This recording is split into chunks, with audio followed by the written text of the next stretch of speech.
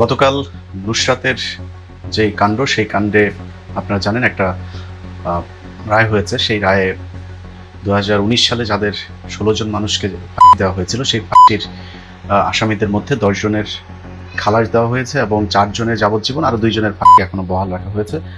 শুরুতে একটা কথা বলে রাখি যে ইনশাআল্লাহ এই মামলায় কারো ফাঁসি হবে না। এটা আদালতে চ্যালেঞ্জ করছি না, তবে আমার বিশ্বাস যে আসামের পক্ষে আইনজীবী যারা আছেন তারা পরবর্তীতে আনুষ্ঠানিকতা যা আছে সেটার মাধ্যমে আদালতকে বোঝাতে সক্ষম হবেন যে এটা একটা আত্মহত্যার ঘটনা। এবং এই মহিলা এর আগেও আরো 2-3 বার আত্মহত্যার নাটক করেছেন এবং এই নাটকটাও, শেষ নাটকেও যেটাতে সে মারা গিয়েছে, সেটা তো সে মরার জন্য আত্মহত্যা এই নাটকটা সাজায় নাই। সে মনে করেছিল যে শরীরে বোরকা একটা ফোন দিবে, তারপরে মানুষজন আসবে। এই অ্যাটেনশন সিকিং, এইটা তার বহু আগে থেকে তার এই অবস্থা। এবং তার মা নিজেও এই একই রোগে আক্রান্ত। তার মাও এর আগে একবার সুইসাইড করতে চেয়েছে এবং তাদের পারিবারিক আরো কিছু বিষয় আছে। তো এই মহিলা আত্মহত্যার ঘটনাকে কেন্দ্র করে কালকে যেই রায় হয়েছে, এটা আমি মনে করি আংশিক সত্যের বিজয় হয়েছে। আপনারা হয়তো এই রায়টা শুনে অনেকে খুশি হয়েছেন, অনেকেই কালকে সারাদিনই সোশ্যাল মিডিয়াতে এই বিষয়টা ছিল এবং দেশের সব গণমাধ্যমে এই নিউজটা কভার করেছে। আমাদের কাছে খবরটা শুধু এতটুকুই যে 16 জন মানুষ, 10 জন খালাস হয়ে গিয়েছে, আর 4 জন যাবজ্জীবন, তারাও বেঁচে যাবে, 2 জন মাত্র ফাঁসি হয়েছে।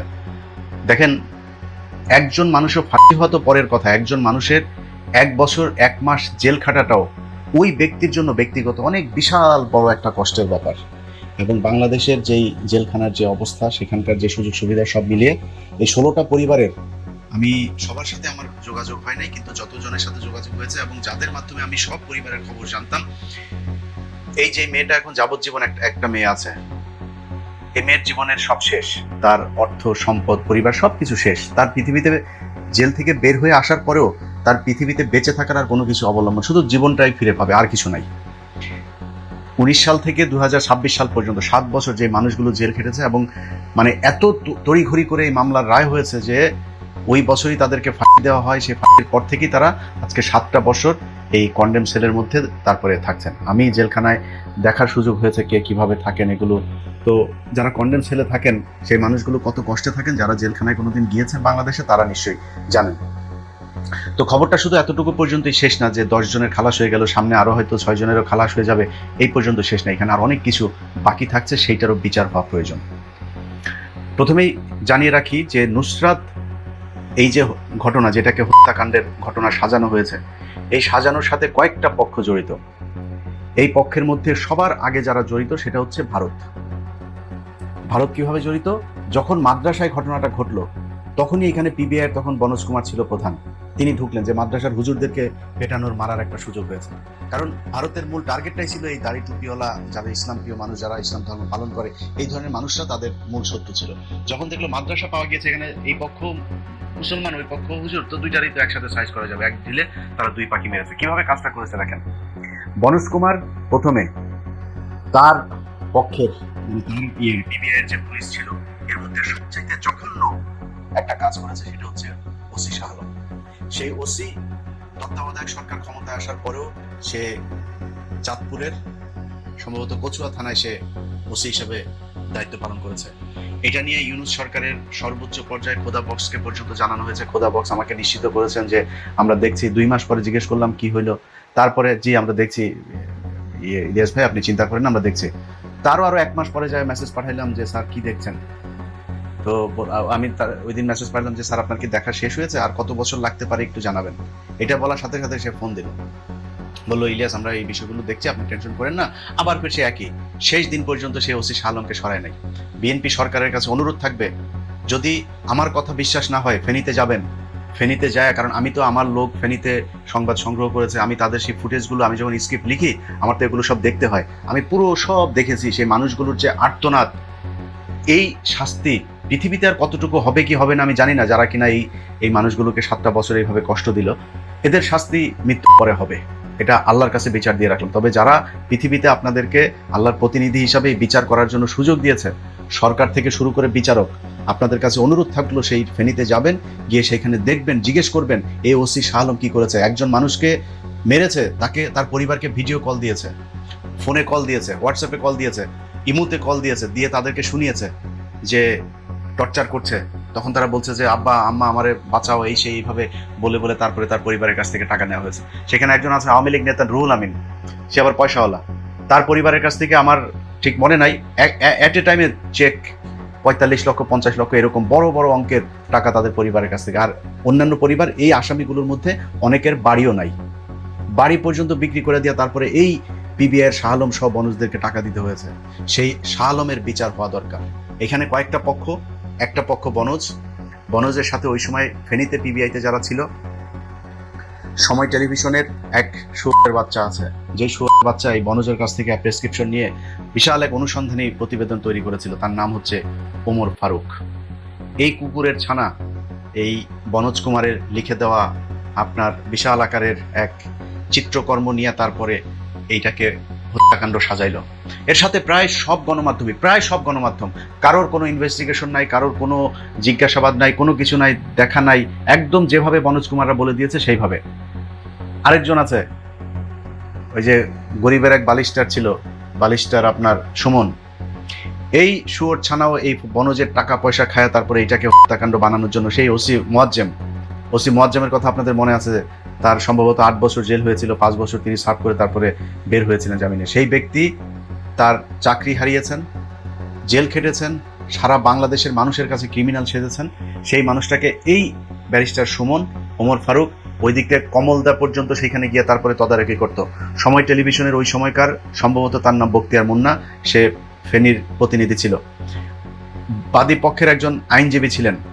ওই আইনজীবী ওই সময়ের যে বিচারক, সেই বিচারকের অলরেডি গতকালকের রায়ে সেই বিচারকের বিচারিক ক্ষমতা কেড়ে নেওয়া হয়েছে। এটা তার শাস্তি না। তাকে এই এই এই এই পুরো চক্রটা, সময় টেলিভিশনের ওমর ফারুক সহ, তারপরে এখানে আরেক শুয়োরের ছানা ছিল খান মোহাম্মদ রুমেল, কমল দে, সময় টেলিভিশনের ওই সময়ের প্রধান বার্তা সম্পাদক কিংবা ন্যাশনাল ডেস্ক ইনচার্জ যারা ছিল, তাদের সংশ্লিষ্টতা আছে কিনা সেটাও আমি মনে করি খতিয়ে দেখা দরকার। বনজ কুমার, ওসি শাহ আলম, সময় টেলিভিশনের ফেনী প্রতিনিধি, তারপরে হচ্ছে গিয়ে এই ব্যারিস্টার সুমন, এই পুরো চক্রকে বিচারক সহ বাদী পক্ষের আইনজীবী, এই নুসরাতের যে আইনজীবী ছিল, এই পুরো চক্রকে বিচারের আওতায় আনা উচিত। এটা যদি না আনা হয়, এই পরিবারগুলো, যেই পরিবারগুলো 1 দিন 2 দিন করে গুনে গুনে 365 দিন এভাবে 7 বছর তারা জেলখানায় ছিল, তাও স্বাভাবিকভাবে জেলখানায় না, মৃত্যুর দিন গুনছিল। আজকে যদি শেখ হাসিনা ক্ষমতায় থাকতো, যে বিচারের রায় আপনারা দেখেছেন, এটা এরকম হইতো না। তখন আমাদেরকে বলা হইতো যে আমরা গুজব ছড়াই, আমরা নাটক সাজাই, তারপরে এগুলো করেছি। তখনকার সময় এই কথাগুলো আমাদের বলা হইতো। আজকে আমাদের সেই অনুসন্ধান আজকে সত্য বলে প্রমাণিত হয়েছে। কিন্তু সত্য বলে প্রমাণিত হওয়ার পরে সেই বিচারের যতটুকু যা হয়েছে, এটা আমি মনে করি না যে মানে সবকিছু শেষ হয়ে গেল। এটার পরের এই বিচারটা এদের বিরুদ্ধে করতে হবে। দেখেন, গতকালকে নুসরাতের আরেকটা চক্রের যে মূল আরেকটা চক্র, সেই চক্রটা হচ্ছে এই নুসরাতের পরিবার। নুসরাতের 3টা ভাইয়ের মধ্যে বিশেষ করে 2টা ভাই, নুমান এবং আরেকটা ভাই আছে, এরা এই আসামি পক্ষের সাথে, আমার যে 15 মিনিটসের অনুসন্ধানটা আছে, আমি গতকালকে আমার চ্যানেলে আবার আপলোড দিয়েছি, ওই অনুষ্ঠানটা আপনারা দয়া করে একটু দেখেন। দেখলে ওইখানে দেখতে পারবেন যে কত নিখুঁতভাবে নুসরাতের পরিবার, সময়জীবী, বনজ, বিচারক, আইনজীবী, এই লোকগুলো সব মিলেমিশে কিভাবে নাটকটা সাজিয়েছিল। সেইখানে তার পরিবার আসামি পক্ষের কাছে যায়, আসামির পরিবারের কাছে এত লক্ষ টাকা দিবেন, এত লক্ষ টাকা দিলে এর মামলা থেকে সরাই দেবো, ওরে সেই ফোন রেকর্ডও আমরা সেই অনুষ্ঠানে দিয়েছি। আমার সেই অনুসন্ধানে সেখানে তার পরিবারের মানুষের ফোন রেকর্ডও আছে। কালকে তার মা কান্নাকাটি করেছে। আল্লাহ মাফ করুক, আমি মৃত্যু মানুষকে নিয়ে কোনো শেখ মুজিব ছাড়া, চুতিয়ারে ছাড়ার কারণে নিয়ে আমি খারাপ কথা বলতে চাই না, কিন্তু এই মহিলা যদি মারা যাইতো, সে যত খারাপই হোক কোনো সমস্যা ছিল না। কিন্তু এই মহিলা শুধু মারা যায় নাই, এই মহিলা আরো ফেনীর শুধু এই 16 জন না, কিন্তু আরো বহু মানুষকে ধরে নিয়ে যাওয়া হয়েছে, ধরে নিয়ে তারপরে টাকা পয়সা নিয়ে ছেড়ে দেওয়া হয়েছে। তাদের মানে এই যে বুরকার দোকান, কেরোসিনের দোকান থেকে শুরু করে বহু মানুষের কাছ থেকে টাকা পয়সা নিয়েছে, নাহলে তাদেরকেও আপনার এই আসামি বানায় দেওয়ার ভয় দেখানো হয়েছে। সো এই মহিলা, এই যে নুসরাতের মা, এই মহিলা মূলত এই মহিলার মেয়ের আপনার লাশ বিক্রি করে তারপরে নিজে পয়সা পাতি কামিয়েছে। এক ছেলের সরকারি চাকরি হয়েছে, ব্যাংকে চাকরি হয়েছে। তাদের পরিবারের লোকজন, এই নুমান থেকে শুরু করে এরা আওয়ামী লীগের সময় সব আওয়ামী লীগের লোকজন, হাসিনার সাথেও সাক্ষাৎ করেছে, সব মন্ত্রী এমপিদের সাথে তারা বিশাল আওয়ামী লীগের ছিল সেই সময়। তত্ত্বাবধায়ক সরকার যখন আসলো, হঠাৎ করে দেখি এই নুমান সহ এই নুসরাতের ভাই 2টা আসিফ মাহমুদের সাথে, আসিফ নজরুলের সাথে, নাহিদের সাথে, হাসনাত, সারজি, যারে যেখানে সুযোগ পায় তাদের সাথে যায় যে ছবি ওঠে। এটা ওর ব্যবসা। ওদের ছবিটা বোঝায় সে হইলো গিয়া বিশাল আকারে জুলাই বিপ্লবের এরা বিরোধিতা করেছে সেই সময়। আজকে এখন এই রিসেন্টলি আমি যেটা দেখলাম, তারা বিএনপির লোকজনের সাথে যায় তারপরে ছবি টবি ওটা বিএনপির লোকজন তো কারণ ওই করোনা দেখায় যে ও একটু নুসরাতের ভাই, আচ্ছা ঠিক আছে ওকে আসে, কিন্তু এরা যে যা করেছে, ওর বোনরে যদি, ওর বোন আর ওর মারে যদি নাকি দৌলত দিয়াতে দিয়ে আসতো, আর মানুষ যদি ওর বোন আর মারে ইচ্ছা মতো লাগাইতো না, তারপরেও এত মানুষ ক্ষতিগ্রস্ত হইতো না। ওইখানে দিয়ে আসলে আরো যে যাইতো কাস্টমার হিসেবে সেও মজা পাইতো, তোর মাও মজা পাইতো। কিন্তু এইখানে ওর মা আর ওর মা যেই কাজ করেছে আর ওরা যেই কাজ করেছে ওর বোনের এই লাভটা নিয়ে, এইটা পৃথিবীর ইতিহাসে নজির হয়ে থাকবে। একই মামলার ভিতরে এইভাবে গণহারে 16 জন মানুষকে ফাঁসি দেওয়া, ওরা সব জানতো যে এই ঘটনাটা কি হয়েছে। এই নুসরাত এর আগে আরো দুবার সুইসাইড করতে গিয়েছে, সেই ঘটনাও তারা জানে। ওর নুসরাত, ওর বোনটা যে 12 ভাতারি ছিল, কত ছেলেদের সাথে যে আকাম কুকাম করেছে। যেই পুলিশ অফিসার আপনার তদন্তের জন্য এসেছে, সেই পুলিশ অফিসারের সাথেও ও লাগাইতে চাইছে, কাপড় খুলতে চাইছে। খালি সিরাজউদ্দৌলার শাস্তি দিতে হবে। সিরাজউদ্দৌলার সমস্যা কি?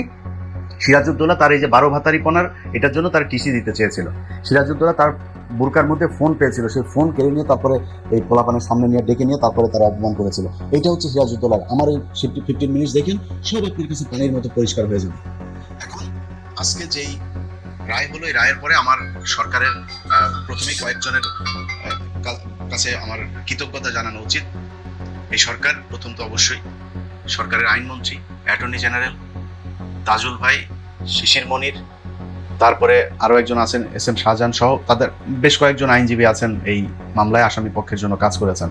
এবং সবশেষ যে বিচারক রায় দিয়েছেন তার প্রতিও কৃতজ্ঞতা থাকলো বিচারকদের প্রতি, কারণ তারাও এই মামলার প্রেক্ষিতে যতটুকু দিয়েছেন সন্তুষ্ট। তবে আপনাদের কাছে অনুরোধ থাকবে, এই বিচারের কার্যক্রম যদি অন্য কোনো বিচারকের হাতেও যায়, আপনাদের কাছে অনুরোধ থাকবে এই যে 4-6 জন মানুষ এখনো পর্যন্ত আটক আছেন, তাদেরকে যেন যে কোনোভাবে তাদেরকে যেন ছেড়ে দেওয়া হয়। কারণ এই ঘটনাটা, পুরো ঘটনাটা একটা 12 ভাতারির নাটক। এই 12 ভাতারির নাটকের জন্য কোনো মানুষের জীবন যাইতে পারে না, এটা আপনাদেরকে আগে থেকে বলে রাখলাম। আরেকটা বিষয় হলো, এই যে মহিলা, এই যে নুসরাতের মা, গতকালকে তিনি হাউ মাউ করে কান্নাকাটি করছেন। একটু কান্না না দেখাইলেই হয় না, একটু দেখেন, কান্নাটা দেখেন তার। আমার মালিক রে কমান হয়েছে বাবা, আমার মেয়ে হত্যা করা হয়েছে রে বাবা। ও বাবা, আমার মেয়ে দোষী প্রমাণ হয়েছে। ওরা ফিরে কেমন যে করবে কাছে ধন্য রে, বিশ্বের কাছে প্রমাণ হয়েছে আমার রে হত্যা করা হয়েছে রে। দেখেন তার নাটকটা দেখেন, কি কান্না, মনে হচ্ছে যেন মানে ওর বাড়ির মনে 5-6 জন মারা গিয়েছে একসাথে। কোনো কান্না না, নাটক, পুরাটাই নাটক। সে নাকি রায়ে সন্তুষ্ট হয়েছে। তোর রায়ে তোদের অভিযোগ 16 জন মানুষ তোর মেয়েরে নাকি এদিক দিয়া ধরছে, চিপা চাপা দিয়া ধরে, টাইনা মাইনা ধরে, এরপরে নাকি আগুন লাগাইছে কোন চিপার মধ্যে। তো তোর মেয়ের 16 জন মানুষ এইভাবে চিপার মধ্যে দিয়া আগুন দিল, তো তোর মেয়ের এখন সে 16 জনের মধ্যে 14 জনই ফাঁসির থেকে হয়ে গেল। তো তুই মামলায় খুশি হইলি কেমনে? সে বলে সে মামলায় সন্তুষ্ট, খুব সন্তুষ্ট। আবার কয় যে তার নিরাপত্তার দরকার। তো নিরাপত্তা এই বাংলাদেশের ইতিহাসে কোনো আসামি পক্ষের এই রায়ের পরে এইভাবে কোনোদিন তোর মতো এত 7 বছর ধরে কারো নিরাপত্তা চেয়েছে কোনোদিন? এই গেল 7টা বছর তার বাড়িতে পুলিশ রাখতে হয় তার, কারণ সারাদিন এই মহিলার 3 ছেলে এগুলো মিলে চাঁদাবাজি করেছে এই ফেনীতে। আমার 15 মিনিটসের অনুসন্ধান যাওয়ার পর পর্যন্ত তার ভাইরা ফোন দিয়েছে, আমার নানান কিছু বুঝায়, আমার প্রশ্নের উত্তর দিতে পারে না, আমার নানান কিছু। আমার খুব পছন্দের এক মানুষের দিয়া তারা ফোন করেছিল, সেই মানুষটারও ভুল বুঝিয়েছে। খুব পছন্দের মানুষ, আপনারা সবাই চিনেন তারে। আমি তারে বুঝাইলাম, ভাই ঘটনা কিন্তু এই। সে বললো, ও ঠিক আছে ভাই, আমি তো জানতাম না। আমার নানান ধন ফোন বোঝানোর চেষ্টা করেছে। আমি তো বুঝবো না, আমার তো বুঝাইতে আসলেই বুঝবো না, আমার বুঝাইতে হলে আপনার তথ্য প্রমাণ দিয়া তারপরে বুঝাইতে হবে। এই যে এরা এখন তাদের নিরাপত্তার প্রয়োজন, ফেনীবাসীর কাছে অনুরোধ থাকলো, সামাজিকভাবে হোক, আইনগতভাবে হোক, জোর জুলুম করে হোক, এই পরিবারকে আপনাদের মানে এটার শাস্তি তাদের পাইতে হবে। সবকিছু আবার সোশ্যাল মিডিয়াতে বলা যায় না, যা বুঝা নিয়েন, এদেরকে এই শাস্তি পেতে হবে। এরা সভ্য সমাজে এই পরিবার বসবাস করতে পারে না। এটার শাস্তি যদি সরকার যদি না দেয়, তাহলে আপনারা দিবেন। কিভাবে দিবেন, কেমনে দিবেন, এটা আপনাদের উপরে ছেড়ে দিলাম। আর প্রশাসনের কাছে অনুরোধ থাকলো, এদের বাড়িতে কোনো পুলিশ পাহারা দিয়ে না, আল্লাহর ওয়াস্তে। 7টা বছর এতগুলো মানুষ, এখনো পর্যন্ত আরো 2 জন, এই যে এই শুনানিটার জন্য কত জায়গায় এই ফেনীর লোকগুলো। তো ভাই আমার তো সমস্যা হয়েছে যে মানে আমারে ওই পাওয়ারফুল মানুষজন আমারে কেউ পছন্দ করে না। যত মানুষের সমস্যা, যত মানুষ মানে নির্যাতিত, এদের হইলো গিয়ে আইসা বলার জায়গা এই একটা। আমি এখানে ভাই আমারে ভাই এই 2 দিন পর পর ওরে বলি এরে বলি ভাই শুনানিটার জন্য, এই শুনানিটার জন্য কত কিছু, কত জনেরে বলেছে যে ভাই এটার একটু করে আয়না দেন, টানে একটু আগায় দেন। এই যে এখনো বিডিআরের ইয়েটা দেন, বেঞ্চ গঠনের জন্য শুনানি হয় না। আপনি চিন্তা করতে পারেন ভাই, আপনার মানুষের 17টা বছর জেলখানায়, আপনার কষ্ট হয় না, আপনার ফিল হয় না? আপনারা তো জেল খেটেছেন। এই মানুষগুলিরে খালি শুনানির জন্য আপনি জেলে আটকায় রাখবেন? এই অবিচার, এই মানে কি বলবো, যে মানুষের কষ্ট দেয়, এটা আল্লাহ সহ্য করবে না। 17 বছর কিন্তু আপনারাও কষ্ট করেছেন, এই 15টা বছর। সেই 15 বছর কষ্ট করার পরে যদি হুঁশ না ফেরে, সেই জেলখানা, সেই কষ্টটা যদি আপনারা বুঝতে না পারেন, তাইলে আর কিছু বলার নাই। যদি আসলেই মনে করেন, এখনো বলছে আরও বেশ 400-450 আলেম এখনো এই বাল দমন সন্ত্রাস দমন আইনে আটকায় রাখা হয়েছে, এদেরকে ছাড়েন। বিডিআরের লোকগুলোরে ছাড়েন, বিডিআরের আসল অপরাধী যারা তাদেরকে ধরেন, সেনাবাহিনী যারা জড়িত ছিল তাদের ধরেন, আওয়ামী লীগের যারা ছিল তাদের ধরেন, ইন্ডিয়ার কারা কারা ছিল তাদের ব্যাপারে প্রয়োজনে আন্তর্জাতিক অপরাধ ট্রাইব্যুনালের নেন, কিন্তু এদের ধরতে হবে। তো এই হলো আমার আজকের বক্তব্য। আমি যেই কয়টা পক্ষের কথা বললাম, মোটা দাগায় বলে আবারও, রুশাতের পরিবার, ওসি শাহ আলম, বনজ কুমার সহ পিবিআর যারা যারা ওই সময় সম্পৃক্ত ছিল, সময় টেলিভিশনের যে কজন সম্পৃক্ত ছিল, ব্যারিস্টার সুমন, এগুলোর জন্য এই হত্যা মামলাটার আমার মনে হয় আরেকটা মামলা অবশ্যই হওয়া উচিত। ওই সময়ের বিচারক সহ ওই সময়ের বাদী পক্ষের আইনজীবী, এই সব কয়টারে এই বিচারের আওতায় আনতে হবে।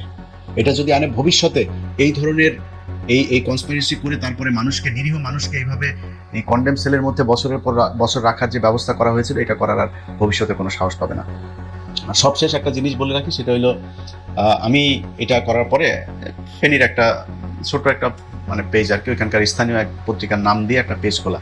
তো ওই পেজে বলেছে যে ইলিয়াস হুসাইন হইল গিয়া এই আসামি পক্ষের কাছ থেকে আমার নাকি অঢেল টাকা দিয়ে, তারপরে আমি নাকি এই মামলার এটারে নাকি ঘুরাই দিয়েছি, আমি নাকি অঢেল টাকা দিয়ে একটা নাটক সাজায় তারপরে মিথ্যারে সত্য বানাইছি, সত্যরে মিথ্যা বানাইছি।